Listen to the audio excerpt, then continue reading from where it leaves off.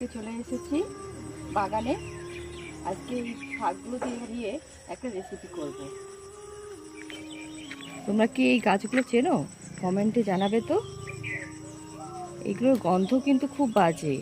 যখন বাটা হয় তখন চারিপাশের প্রতিবেশীরা সবাই বুঝতে পেরে যায় যে এদের বাড়িতে কি হচ্ছে রে বাবা। কিন্তু এই শাকের উপকারিতা আছে খুব সুন্দর। আমরা এখানে গ্যাঁদাল পাতা বলি।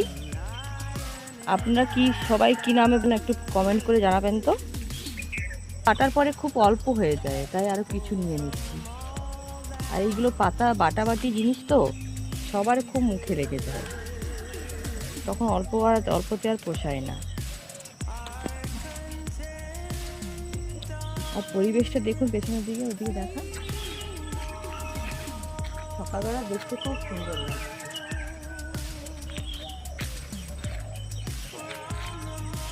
হ্যাঁ,